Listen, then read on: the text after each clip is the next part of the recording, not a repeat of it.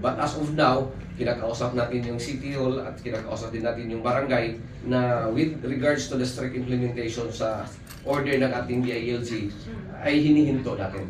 At saka prior sa hindi naman tayo talagang kumbaga binibigyan na naman natin ng leniency, especially sa depende din sa pangyayari.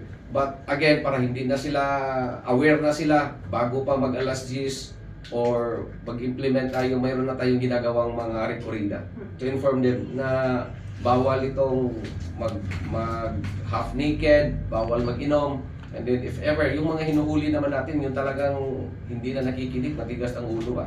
No? So, those are the things na ginagawa natin. Kasi mahirap din, mahal ang ano ngayon. Mahirap ang kumita ng pera, tapos babayad pa sila ng penalty.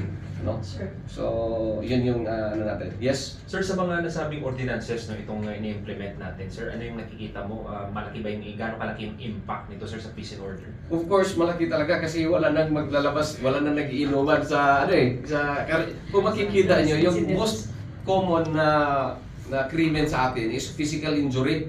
Kung pinaka-common sa atin dito, sila yung nagiinuman, sila din yung nagsuntukan, sila yung nagsaksakan. Ano? So, kung hindi na sila nagiinom, hindi na lalasing, hindi na sila mag-away. Sir, sa mga cases, yes sir, nga half-naked as per DILG palang policy, nagsakaihan ang numero given of the heat index lately? No, wala naman no. Kasi nagiging ano naman natin, tinitingnan naman natin talaga kung saan yung talagang pwedeng hulihin natin sila sa half-naked. Yung half-naked naman na ini-implement natin, especially doon lang sa public places.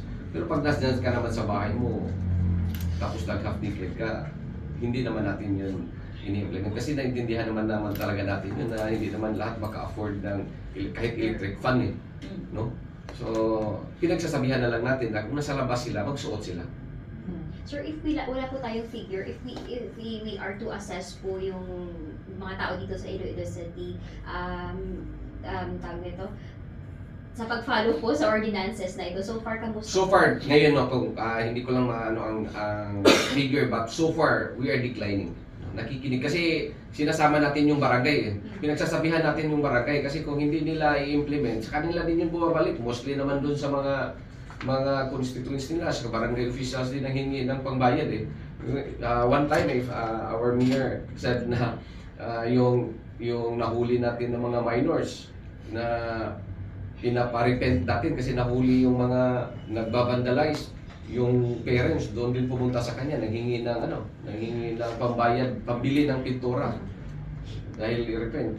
So, pinagsabihan niya yung parents na huwag i-tolerate. Sir, kamusta? Yes sir, ang data natin when it comes to minors engaging in illegal drugs? Yesterday, last night in Station 10, mayroon tayong mga minors na na-involved, no? So it's very sad to note na mayroon tayong, and not only that, they are being utilized as couriers, no? So in terms sa drugs, ginagawang kabayo, no? So sila, kasi ito namang mga minors, nag-iisip din naman sila na hindi sila magkakaso kasi they are 15 years old, no? So parang it might be na ang sabi sa kanya, hindi kayo magkakaso. So, we are really looking into sa mga gumagamit nito. Not only minors na rescue natin, but on the people who are behind na ginagamit itong mga minors. Okay. The next topic, sir? So, next we have our what do you call this? The Newsletter, sir? newsletter we have, no. So the first in Iloilo City Police Office, we have now an official newsletter that will be issued quarterly. So kasama dito